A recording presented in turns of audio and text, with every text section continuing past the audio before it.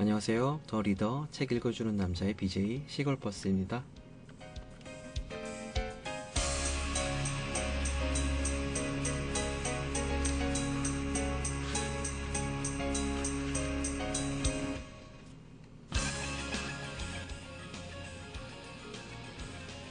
네, 오늘부터 만나볼 작품은 셜록 홈즈 전집의 서막을 알리는 제1권 주홍색 연구입니다. 앞으로 총 8부에 걸쳐서 주홍색 연구를 읽어드리도록 할 예정입니다. 오늘은 그 첫 번째 시간으로 셜록 홈즈라는 사나이와 추리과학의 세계를 읽어드리도록 하겠습니다. 네, 그럼 시작해볼까요?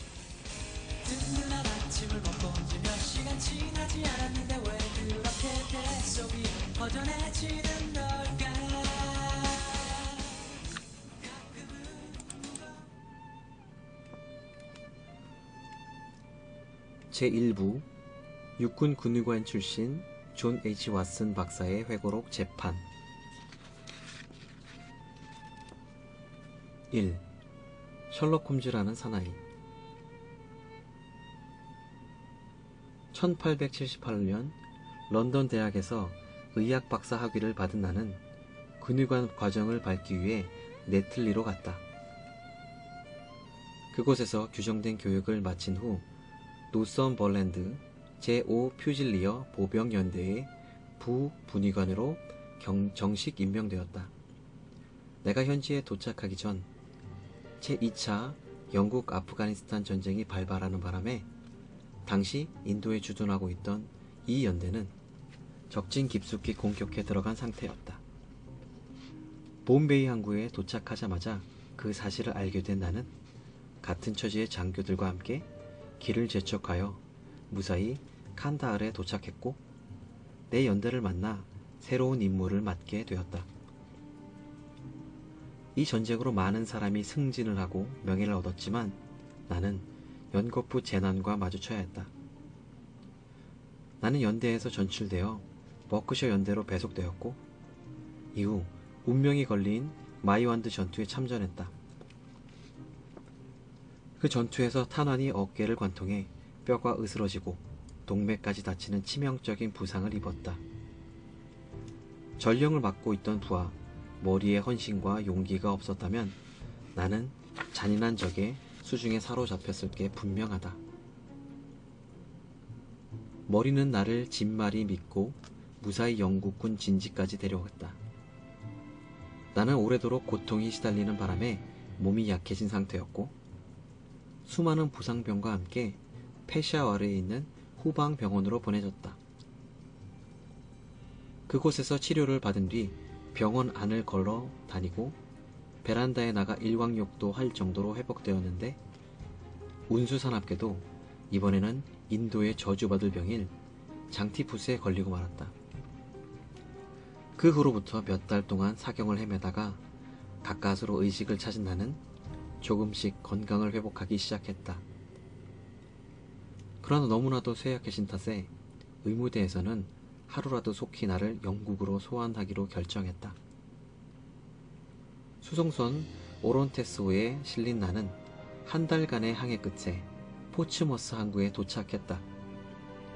내 몸은 돌이킬 수 없을 만큼 망가져 있었고 정부의 허가를 받아 9개월 동안 요양할 수 있었다. 영국에는 가족이나 친척이 없었기에 나는 자유로운 몸이었다. 아니, 정확히 말하면 하루에 11실링 6펜스의 수입만큼만 자유로울 수 있었다. 이런 상황에서 나는 영국 제국의 모든 한량과 게으른 뱅이들을 마구 빨아들이는 거대한 하수구와 같은 런던에 자연스럽게 이끌렸다. 얼마 동안은 런던 스트랜드에 있는 호텔에 짐을 풀고 하루하루 방탕하게 돈을 쓰며 지루하고 의미 없는 나날을 보냈다.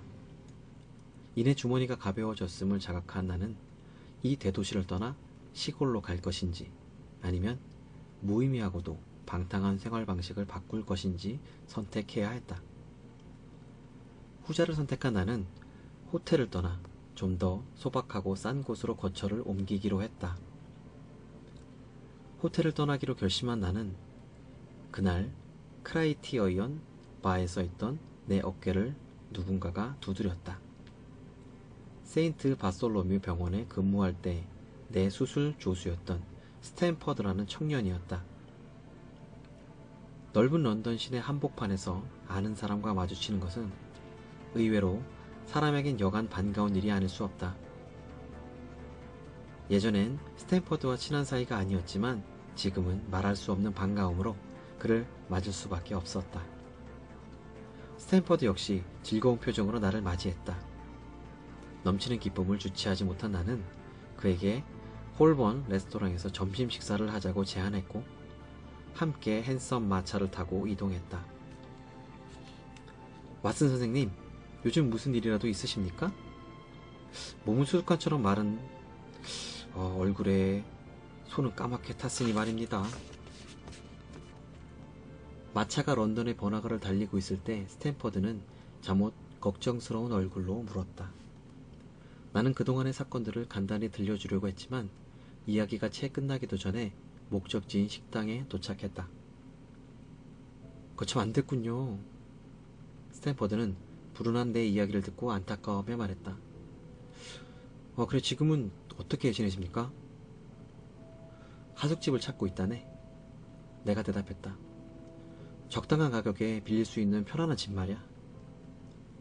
그거 참 희한한 일이네요. 그가 말했다. 오늘 제게 그런 말을 한 사람이 또 있었거든요. 누가 먼저 그런 말을 했나? 내가 물었다. 병원의 화학 실험실에 있는 사람입니다. 좋은 집을 찾아내긴 했지만 같이 지낼 사람은 없고 혼자 살기엔 부담이 커서 고민하고 있더군요. 이럴 수가. 나는 큰 소리로 외쳤다. 만일 그 사람이 같이 하숙할 룸메이트를 찾고 있다면 나보다 더 마땅한 사람이 또 있겠는가? 나도 혼자 살기보다는 말동무라도 있는 편이 100번 낫고 말일세. 스탠퍼드는 약간 묘한 표정을 지으며 와인잔 너머로 나를 바라보았다.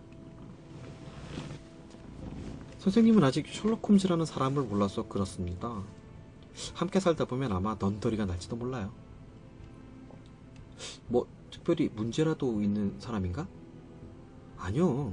나쁜 점이 있는 건 아닙니다만 단지 좀 유별나서 몇몇 과학 분야에 몰두하고 있는데 제가 알기로는 인간성은 좋은 사람이죠.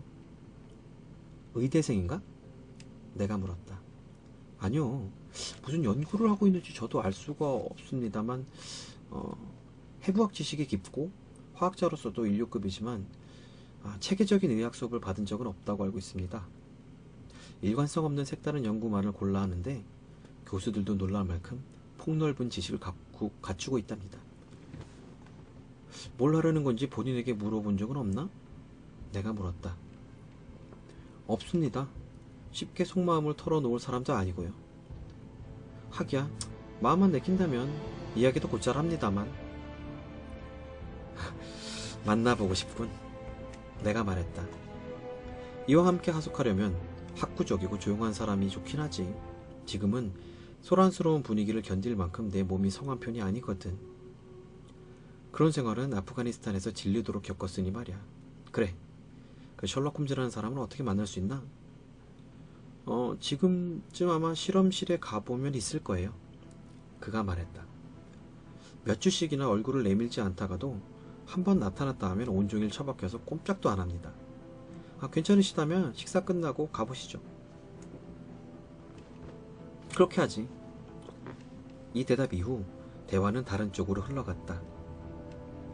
호번에서 병원으로 가는 동안 스탠퍼드는 나와 같이 하숙하기로 한 셜록 홈즈에 대해 좀 더 자세한 이야기를 해주었다. 만일 그 사람과 틀어진다 해도 저를 원망하지 말아주십시오. 스탠퍼드가 말했다. 저는 그저 실험실에서 가끔 만나 알고 지내는 사이일 뿐이니까요. 이건 순전히 선생님의 결정이니 제 책임은 아닙니다. 사이가 안 좋아지면 하숙으로 옮기면 그만이지 그게 뭐가 문제인가? 나는 스탠퍼드의 얼굴을 유심히 바라보며 말을 이었다. 그런데 자네, 그 친구에 대해 나한테 숨기는 게 있는 것 같은데 그 친구가 아주 무섭나? 아니면 다른 흠이 있나? 솔직히 말해보게.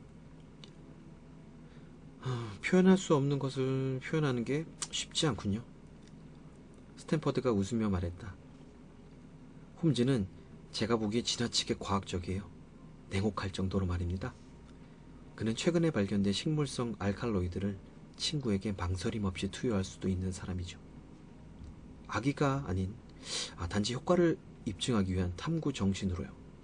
공정하게 말하면 그는 자기 자신에게도 그걸 투여할 사람입니다. 홈즈는 정확한 지식에 대한 열정을 지니고 있으니까요.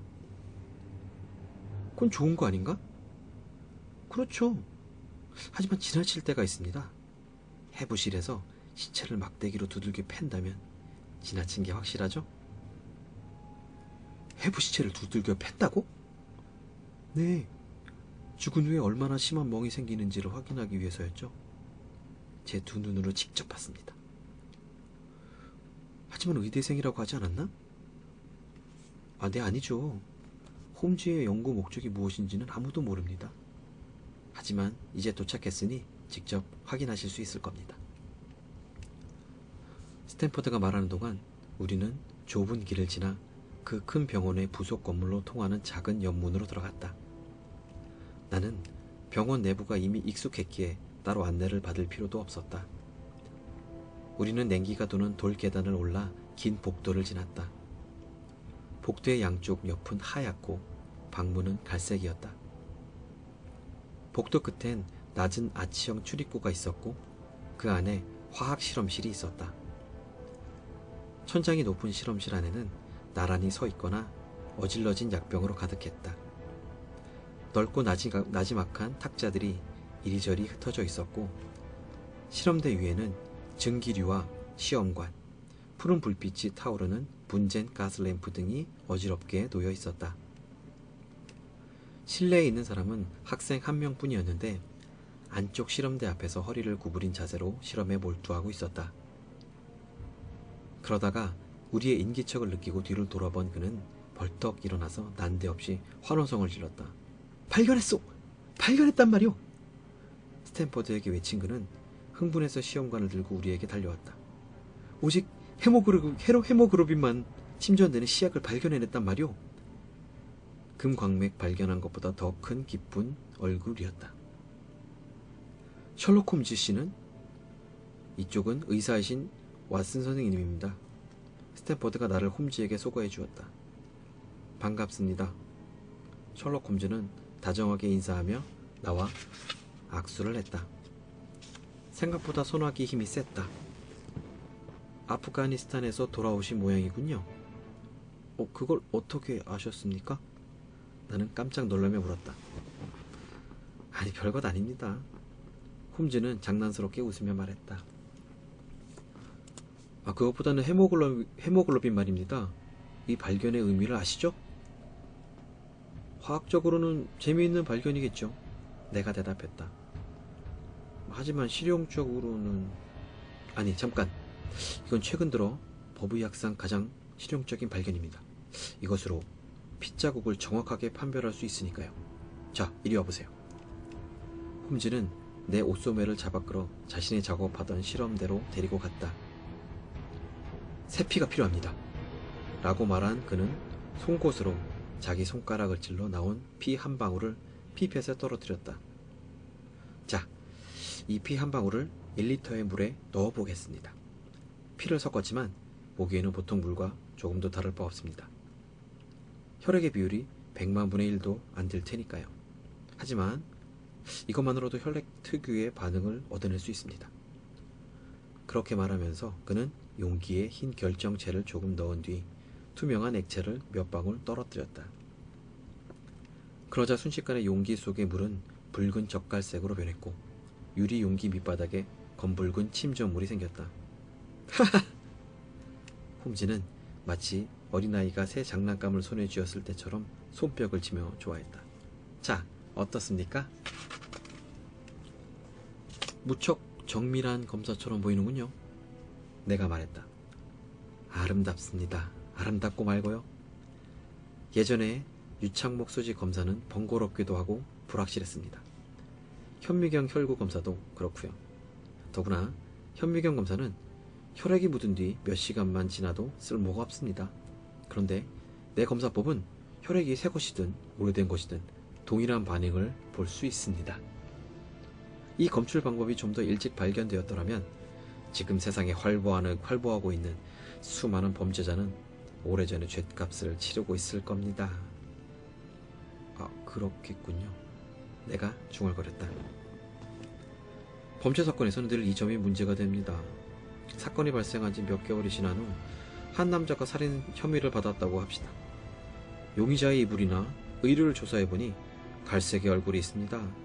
하지만 그것이 핏자국일까요? 아니면 진흙일까요? 혹은 녹물이나 과즙일까요? 많은 전문가가 늘 이 문제로 골머리를 앓아왔지요. 왜냐고요? 믿을만한 검사 방법이 없었기 때문입니다. 하지만 셜록 홈즈 검사법이 창안된 이상 앞으로 어려움은 없을 겁니다. 홈즈는 그렇게 말하며 열기로 달아오른 눈을 반짝였다. 그리고 마치 박수갈채를 요란하게 보내주는 관중에게 답례를 하듯 가슴 한쪽에 손을 대고 정중히 허리를 숙였다. 축하드릴 일이군요. 나는 홈즈의 흥분된 태도에 놀라면서 말했다. 작년 프랑크푸르트에서 본 비숍 사건이 있었습니다. 그때 이 검사법만 있었다면 그 녀석은 틀림없이 교수형을 당했을 겁니다. 그 밖에 브래드포트의 메이슨과 악명 높았던 윌러, 몽펠리에의 르피브리, 뉴올리언스의 샘슨도 마찬가지입니다. 이 검사법으로 해결이 가능할 수 있었던 사건은 얼마든지 있습니다. 홈즈 씨는 걸어다니는 범죄 사건의 백과사전 같군요. 스탠퍼드가 웃으며 말했다. 이 방면으로 한 권 책을 쓰셔도 되겠어요. 사건, 사고, 대백과 같은 제목으로 말입니다. 흥미로운 책이 되겠군요. 홈즈는 송곳으로 찌른 손가락에 조그만 반창고를 붙이면서 말했다. 이런 작업을 할 때는 신중해야 합니다. 나를 돌아보며 미소를 보낸 그가 말했다. 제가 독극물을 많이 만지기 때문이죠. 홈즈가 손을 펴 보였다. 콩알만한 반창고가 여기저기 붙어 있었고 강한 산성 약품 때문에 피부가 변색되어 있었다. 실은 상의할 게 있어 왔습니다. 스탠퍼드가 높은 산발이 의자에 걸터 앉으며 발로 내게도 의자를 밀어 주었다. 왓슨 선생님이 하숙을 구하고 있습니다. 분명히 홈즈 씨도 룸메이트를 찾고 있었죠? 그래서 두 분을 만나게 해드리면 좋을 것 같아서요. 홈즈도 나와 함께 방을 쓰는 것이 싫지 않은 눈치였다. 제가 알아본 방은 베이커 스트리트에 있습니다. 그가 말했다. 우리에겐 나무랄 데 없는 하숙방이죠. 혹시 독한 담배 연기를 싫어하는 건 아니시죠? 괜찮습니다. 저도 독한 씹스 담배를 피우니까요. 내가 대답했다. 그거 참 다행이군요. 저는 화학약품을 집에 두고 수시로 실험을 하는데 괜찮으십니까? 네, 상관없습니다. 어디 보자. 또 나에게 무슨 결점이 있더라. 그래. 저는 가끔 생각에 잠겨 며칠이고 벙어리가 되기도 합니다. 그럴 땐 제가 화난 일이 있어서 그런 것이 아니니 개의치 마십시오. 내버려두면 곧 괜찮아집니다. 자, 선생님께서는 밝혀둘 일이 없습니까? 한 지붕 밑에서 살려면 미리 서로의 결점을 알고 있는 게 좋을 테니까요. 나는 홈즈의 반대 신문식 화법에 웃으며 말했다. 저도 불도그 한 마리를 기르고 있습니다. 신경이 쇠약해져서 소란스러운 것은 질색이고요. 아침에 일어나는 시간도 일정하지 않거니와 몹시 게으르죠. 건강할 때는 결점이 더 있었지만 현재로서 그 정도입니다. 바이올린 켜는 것도 소란스러운 축에 듭니까? 홈즈가 걱정스러운 얼굴로 물었다. 그거야 연주하는 사람에 달렸죠. 내가 말했다. 능숙한 연주라면 신도 귀를 기울이시겠지만 엉터리라면 글쎄요. 그렇다면 안심입니다. 홈즈가 유쾌한 듯 웃었다. 자, 이야기는 다 된 것으로 생각하겠습니다. 물론 방을 보고 마음에 드신다면요. 집은 언제 보러 갈까요? 내일 정오에 이리로 와주시죠. 함께 가서 정합시다. 홈즈가 대답했다. 좋습니다. 그럼 12시 정각에 뵙죠. 나는 홈즈와 악수를 하며 말했다. 우리는 홈즈가 다시 실험을 할 수 있도록 혼자 남겨두고 호텔로 걸어가기 시작했다. 그런데 나는 문득 걸음을 멈추고 스탠퍼드에게 물었다. 이상하군. 그 양반 어떻게 내가 아프가니스탄에서 왔는 걸 알았을까? 스탠퍼드가 수수께끼 같은 미소를 지으며 말했다. 그것이 바로 그의 유별난 점입니다. 그런 걸 어떻게 알아내는지 궁금해하는 사람들이 꽤 많아요. 아, 그게 수수께끼다? 내가 두 손을 비비며 말했다. 그것 참 흥미진진하군. 아무튼 그 친구를 만나게 해줘서 고맙네. 인류의 진정한 연구 대상은 인간이다 라는 말도 있지 않은가? 그럼 무엇보다 홈즈를 연구해야겠군요. 작별 인사를 하며 스탠퍼드가 말했다. 하지만 얼마나 복잡한 수수께끼인지 곧 알게 되실 거예요. 홈즈를 연구하기보다 홈즈에게 연구 당하실 거라 장담합니다. 안녕히 가세요. 잘 가게. 내가 대답했다. 나는 새 친구에 대한 강한 호기심이 뭉클뭉클 솟아오르는 것을 느끼며 호텔로 향했다.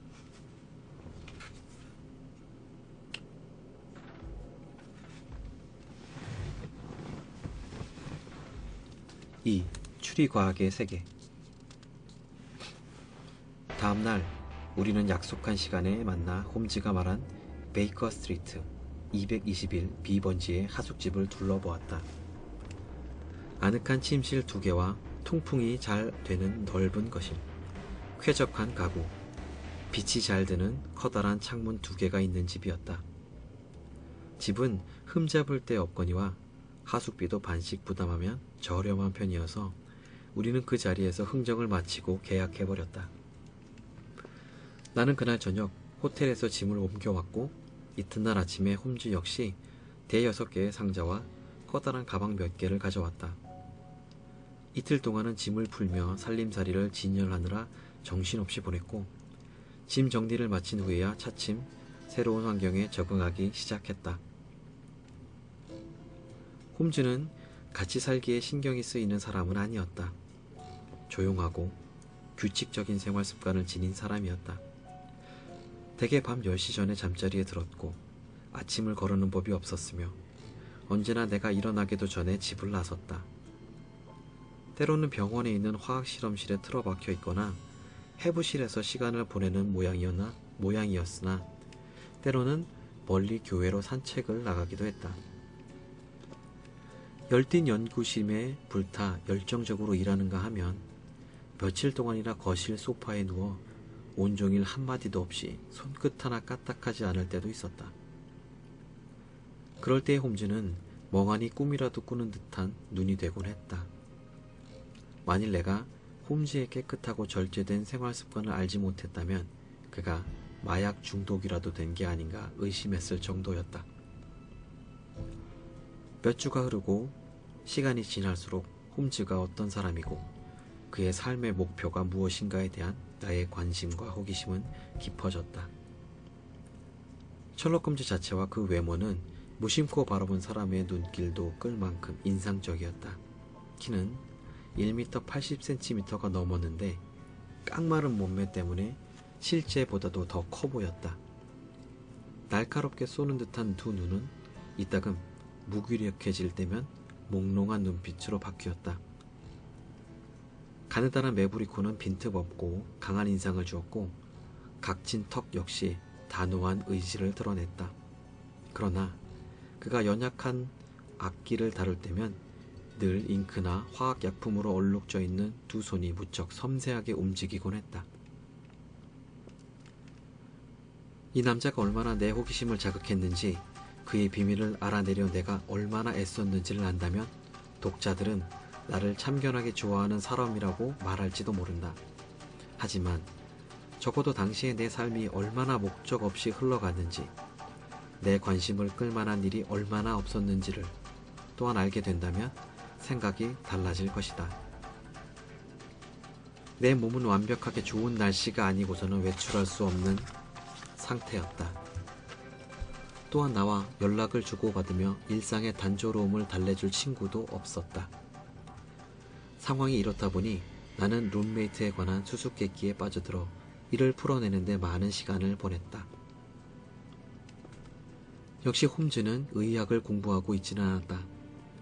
홈즈에게 그 점에 관해 질문하니 스탠퍼드의 말이 옳다는 것을 직접 확인시켜 주었다. 그렇다고 해서 무엇인가 일관성 있는 연구를 하여 학위를 따려는 것도 아니었다. 그러나 어느 분야의 학문에 대해서는 맹렬한 열정을 지니고 있었다. 특히 분야에 대한 그의 지식은 기이할 정도로 광대하고 섬세해서 그런 지식을 접할 때면 나는 혀를 내두르곤 했다. 명확한 목표가 있지 않은 한 그 누구도 그렇게 열정적으로 연구할 수 없고 그렇게 세세한 지식을 얻을 수도 없을 것이다. 누구나 닥치는 대로 책을 읽는다고 광대한 지식을 쌓기는 어렵다. 이토록 세세한 문제까지 마음을 쏟으려면 그럴 만한 이유가 있다고 봐야 한다. 홈즈는 유식한 만큼이나 무식했다. 현대문학, 철학, 정치에 대해서는 거의 아는 것이 없었다. 내가 토머스 칼라일의 말을 인용하자 어리둥절한 표정으로 칼라일이 누구냐며 뭘 하는 사람이냐고 물었다. 내 놀라움이 절정에 이르렀을 때는 그가 코페르니쿠스의 이론과 태양계의 구조에 대해 무지하다는 것을 알게 된 날이었다. 19세기를 살고 있는 문명인이 지구가 태양 주위를 돈다는 사실을 모른다니 도저히 이해할 수가 없었다. 놀란 모양이군. 놀란 나를 보고 홈즈가 웃으며 말했다. 심지어 나는 지금 알게 된 것을 다시 잊어버릴 생각이네. 잊어버린다고? 들어보게나. 홈즈가 설명했다. 나는 인간의 뇌를 비어있는 작은 다락방이라고 생각하네. 선택한 가구를 그 안에 채우는 건데 바보들은 우연히 잡은 모든 것들까지 채워넣으려고 하지. 그래서 정작 쓸만한 지식이 밀려나 버리거나 다른 것들과 뒤엉켜 쓰기 어렵게 되는 거야. 그런데 숙련된 사람은 다락방에 채울 것을 고르는데 아주 신중해. 필요한 연장만 골라 잘 정돈하지. 작은 다락방이 탄력적인 벽을 갖추고 있어 무한정 늘어난다고 한다면야 큰 오산이야. 지식을 더할 때마다 전에 알고 있던 것을 잊게 되거든. 그러니까 쓸모없는 지식이 유용한 것을 밀어내지 않도록 하는 게 중요해. 하지만 태양계는 내가 항의했다. 그게 나랑 무슨 상관이지? 홈즈가 성급하게 내 말을 잘랐다. 자네 말에 따르면 우리는 태양 주위를 돌고 있지. 하지만 우리가 달 둘레를 돈다고 해도 자네나 내가 하고 있는 일에는 달라질 게 없어. 그가 대체 무슨 일을 하고 있는 건지 묻고 싶었지만 홈즈는 내 질문을 달가워하지 않을 것 같았다. 나는 우리의 짧은 대화를 곱씹어보며 추리를 시도했다. 홈즈는 자기 목적과 관련 없는 지식은 얻으려 하지 않는다고 말했다. 그렇다면 홈즈가 지닌 지식은 그에게 유용하다는 뜻이다. 나는 홈즈가 잘 알고 있다고 내게 과시한 여러 가지 것들을 생각해 보았다. 그리고 연필로 그것을 적어 내려가기 시작했다. 완성된 목록을 보며 난 웃지 않을 수 없었다. 내용은 다음과 같다. 셜록 홈즈의 한계. 1. 문학 지식 없음. 2. 철학 지식 없음. 3. 천문학 지식 없음. 4. 정치 지식 거의 없음. 5. 식물학 지식 때에 따라 다름. 벨라도나와 아편, 독성 물질, 일반에 대해서는 해박. 실용적인 원예 지식은 없음. 6. 지질학 지식. 실용적이지만 제한적. 여러 가지 토양을 구별하는 가능. 산책 후 바지에 튄 흙탕물 자국을 내게 보여준 뒤 흙의 색과 경도만으로 그것이 런던 어디에서 묻은 것인지 밝혀냄. 7. 화학 지식. 기품. 8. 해부학 지식. 정확하지만 체계적이지 않음. 9. 범죄 문헌 지식. 막대함. 금세기에 자행된 모든 범죄에 대해 자세히 알고 있는 듯함. 10. 바이올린 연주에 능함. 11. 목검술, 권투, 펜싱 실력이 뛰어남. 12. 영국법에 대한 실용적 지식을 지님. 여기까지 기록한 나는 낙담해서 종이를 불에 던져버렸다. 이 모든 항목을 조화시켜서 이 친구가 뭘 연구하는지, 그리고 이 모든 것을 필요로 하는 직업이 무엇인지 알아낼 수 있을까? 하지만 그런 시도는 하지 않는 게 좋겠어. 앞서 그의 바이올린 연주 실력에 대해 언급했다. 실력이 매우 뛰어난데 다른 재능과 마찬가지로 아주 별났다. 내가 요청한 맨델스존의 가곡, 무언가를 비롯해 좋아하는 몇 곡을 연주하는 것으로 보아 다른 여러 가지 어려운 곡들도 훌륭히 연주할 수 있는 게 틀림없었다. 그러나 자신이 내키는 대로 바이올린을 켤 때는 수준 높은 음악성을 뽐내거나 잘 알려진 곡을 연주하는 법이 없었다. 안락 의자에 기대앉아 눈을 감은 채 바이올린을 무릎에 놓고 무심한 듯 화를 그을 뿐이었다. 때로는 화음이 낭낭하게 구슬펐고 어느 때는 몽롱하거나 명랑하기도 했다. 연주는 홈즈의 생각을 반영하는 것이 틀림없었다. 홈즈는 내 인내심을 시험한 것에 대한 보상으로 마지막엔 내가 좋아하는 곡들을 아주 빠르게 연주하고 끝내곤 했다. 만약 그러지 않았다면 나는 그 짜증나는 독주에 화를 내고 말았을 것이다. 처음 일주일 정도는 홈즈를 찾아오는 사람이 아무도 없었다. 나처럼 외로운 신세라고 생각했다. 그러나 사실 그는 많은 사람을 알고 있었고 심지어 사회 각계각층의 사람들과 관계를 맺고 있다는 것을 차츰 알게 되었다. 그중 한 사람인 레스트레이드는 몸집이 작고 혈색도 나쁘며 쥐와 같은 얼굴에 까만 눈을 갖고 있었는데 일주일에 서너 번은 찾아왔다. 어느 날 아침에는 멋지게 차려입은 젊은 아가씨가 찾아와 30분가량 머물다가 돌아갔다.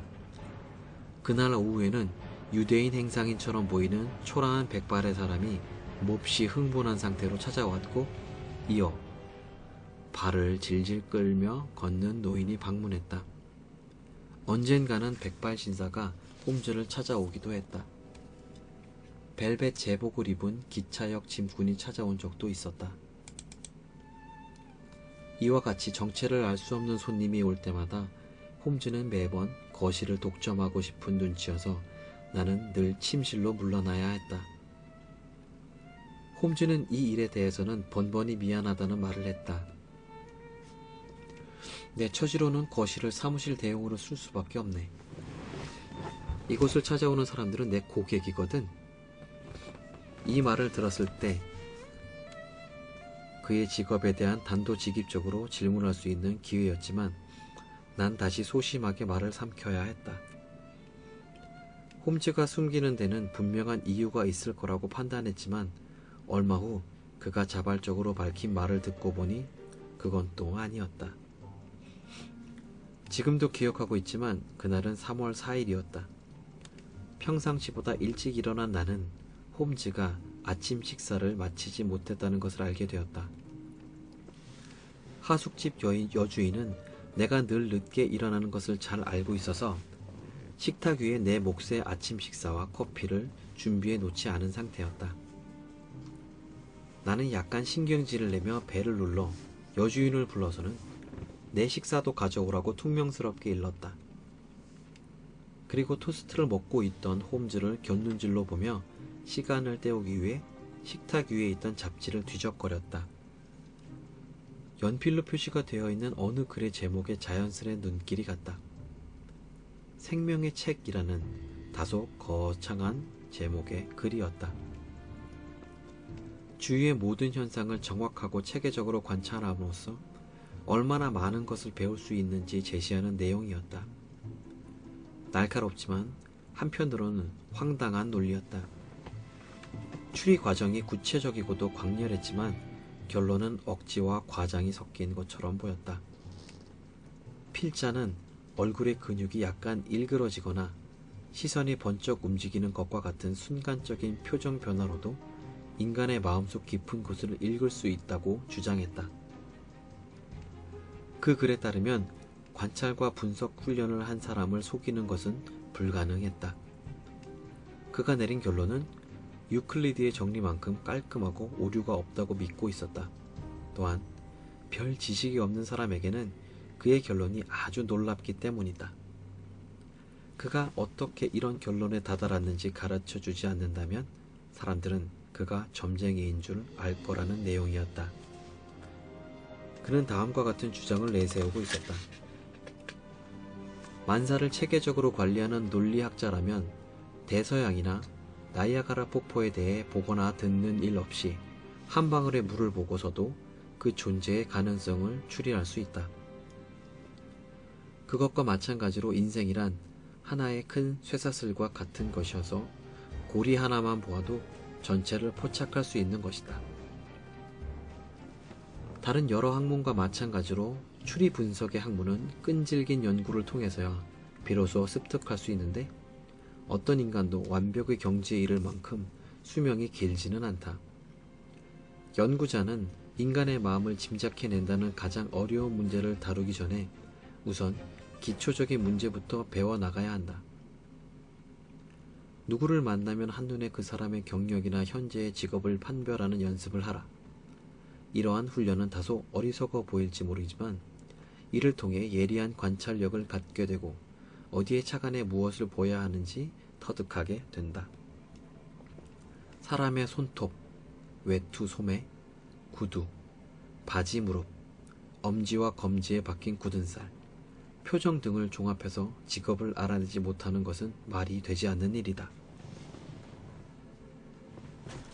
말도 안 되는 소리군. 나는 잡지를 식탁 위에 던지며 말했다. 내 평생 이런 쓰레기 같은 글은 처음 보네. 왜 그러나? 홈즈가 물었다. 이 글 말일세. 나는 식사가 준비된 식탁에 앉아 숟가락으로 잡지를 내리켰다. 표시를 해놓은 걸 보니 자네도 읽은 모양이네만 글솜씨가 좋다는 건 부정하지 않겠어. 하지만 이건 분명 할 일 없는 사람이 골방에 파묻혀 끄적거린 게 틀림없네.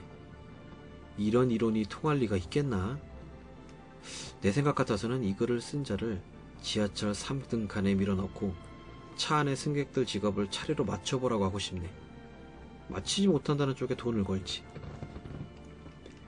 그랬다간 자네 돈만 날릴 걸세. 홈즈가 조용히 말했다. 그 글 말이야. 실은 내가 썼거든. 자네가? 그렇다네. 나는 관찰이나 추리의 힘을 존중하지. 저기에 쓴 이론은 자네에게는 아무런 쓸모가 없을지 모르나 실제로는 여간 실용적인 것이 아니라네. 따지고 보면 나는 그 이론으로 먹고 사는 셈이거든. 어떻게 말인가? 나도 모르는 새에 그에게 질문하고 있었다. 나는 그런 이론을 응용하는 직업을 갖고 있다네. 이런 직업에 종사하고 있는 사람은 어쩌면 내가 유일할지도 모르지. 나는 자문 탐정이야. 아마 그게 뭔지조차 모르겠지. 이 런던만 해도 형사나 사립 탐정이 꽤 많이 있지. 그들이 수사하다가 막히면 나를 찾아오고 나는 엉킨 실타래를 풀어주는 거야.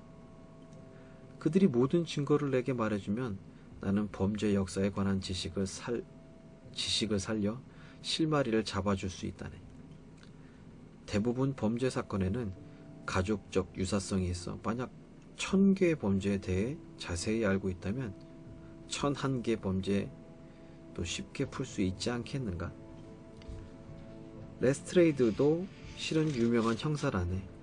위조 지폐 사건으로 골머리를 앓다가 나를 찾아왔지. 그렇다면 다른 사람들은?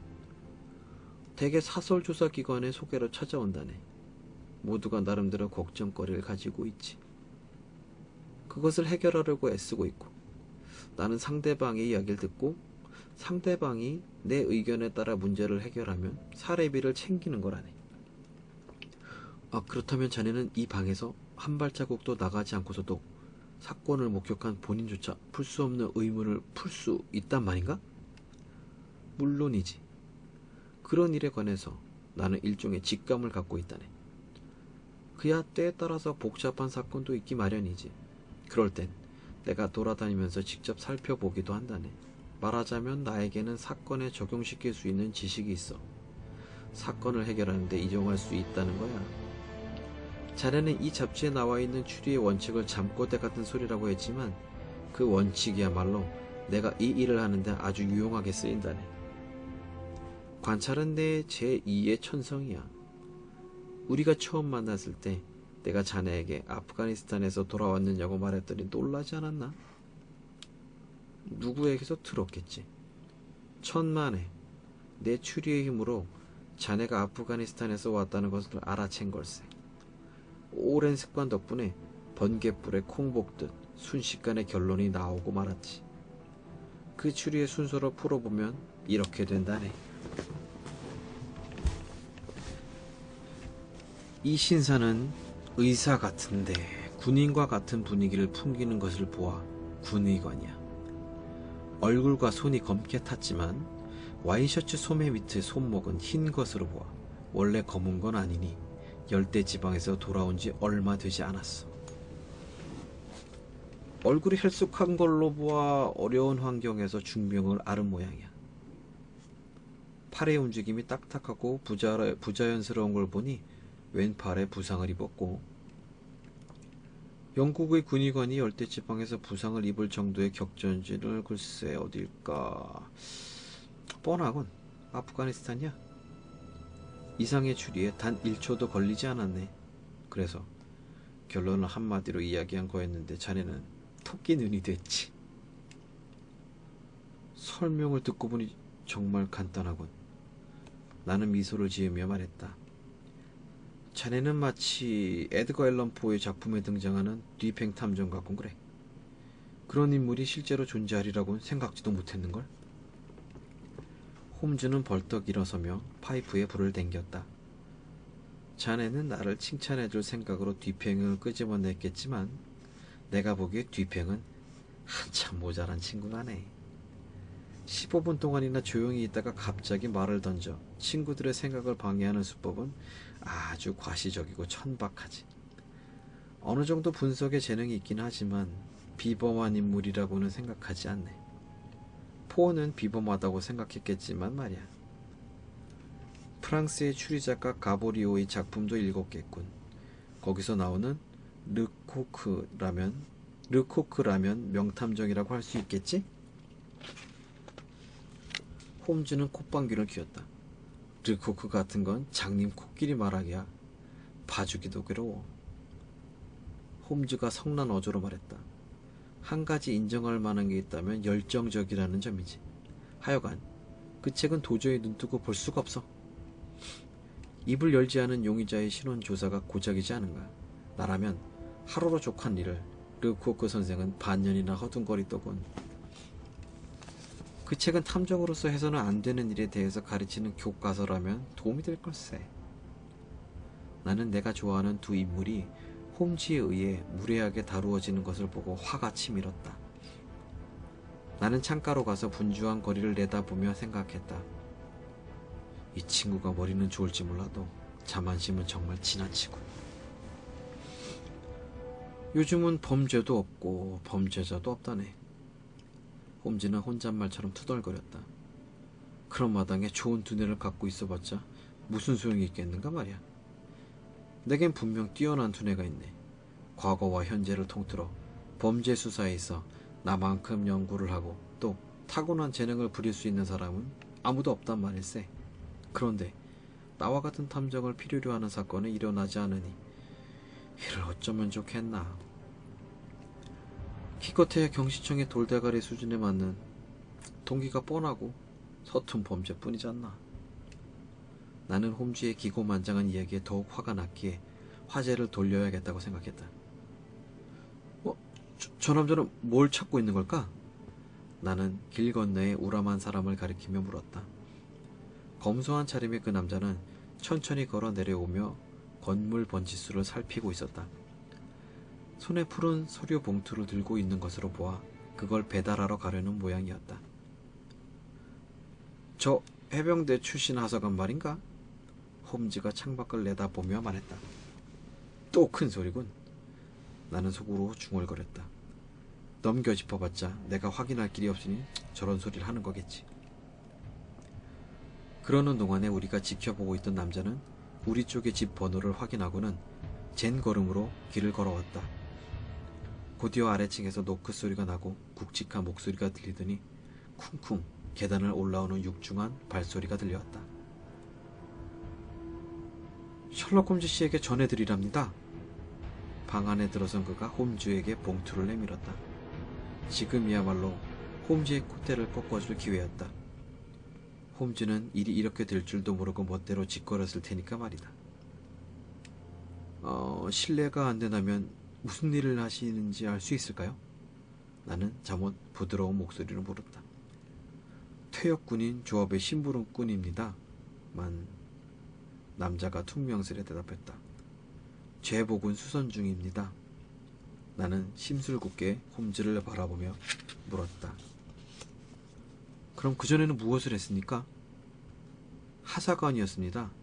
영국 해병대 경보병이었죠. 답장을 써주실 필요가 없다면 돌아가겠습니다. 남자는 발꿈치를 붙이더니 거수경례를 하고 물러갔다.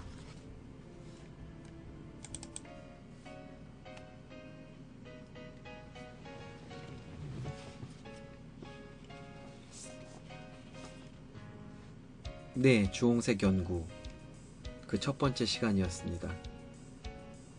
어떻게 재미있으셨나요? 제가 뭐 연기를 잘하는 편이 아니라서 어떻게 들으셨는지 잘 모르겠네요. 첫 시간이만큼 앞으로 조금 더 좋아지지 않을까 싶네요. 어떻게 왓슨하고 셜록 홈즈의 목소리가 구별이 되셨는지 잘 모르겠어요. 나름은 구별을 하려고 많이 노력을 했습니다. 정상 참작을 해주시기 바랍니다. 네, 그러면 오늘 여기까지고요. 다음 시간에 또 만날게요.